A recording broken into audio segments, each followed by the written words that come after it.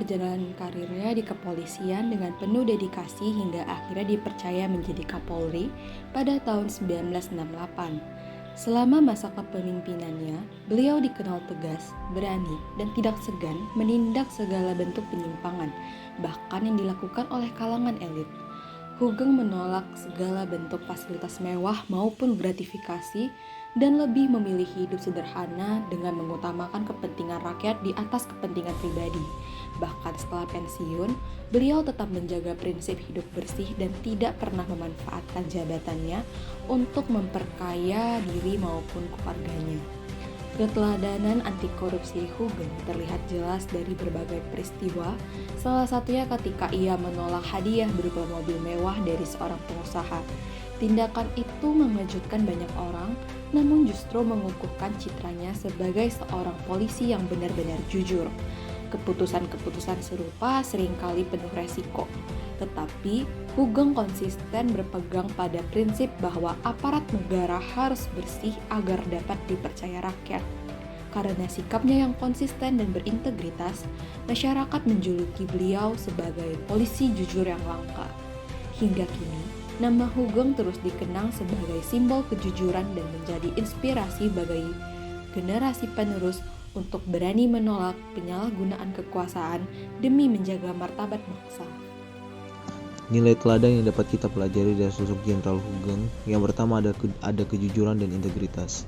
Hugeng menunjukkan bahwa integritas sejati berarti menolak segala bentuk gratifikasi dan menjaga kepercayaan publik, bahkan di tengah godaan kekuasaan dan materi.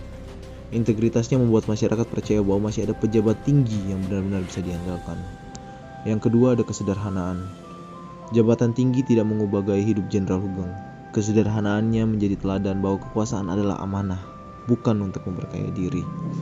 Hugeng ingin memberi contoh bahwa jabatan bukanlah jalan untuk memperkaya diri, melainkan amanah yang harus dijalani dengan penuh tanggung jawab. Yang ketiga ada nilai keadilan. Hugeng menegakkan hukum secara adil tanpa pandang bulu, membuktikan bahwa keadilan harus melindungi rakyat, bukan melayani kekuasaan. Keadilan yang ia tegakkan menjadikannya sosok polisi yang benar-benar dipercaya oleh masyarakat. Kemudian ada keberanian. Keberanian Jenderal Hugeng dalam menghadapi tekanan politik dan menindak penyalahgunaan kekuasaan menunjukkan bahwa kebenaran harus diperjuangkan meski beresiko. Jenderal Hugeng tetap konsisten karena baginya keberanian untuk menegakkan kebenaran jauh lebih penting daripada kenyamanan pribadi. Dan yang terakhir ada dedikasi. Pengabdian Jenderal Hugeng kepada bangsa tidak berhenti saat ia pensiun. Ia terus menyuarakan nilai-nilai luhur dan menjadikannya simbol moral dan inspirasi kepemimpinan. Hugeng mengajarkan bahwa pengabdian sejatilah bekerja tulus untuk kepentingan rakyat, bukan sekedar mengejar jabatan atau penghargaan. Keteladanan Jenderal Polisi Hugeng Iman Santoso adalah cermin nilai-nilai luhur yang sangat relevan bagi aparatur sipil negara masa kini.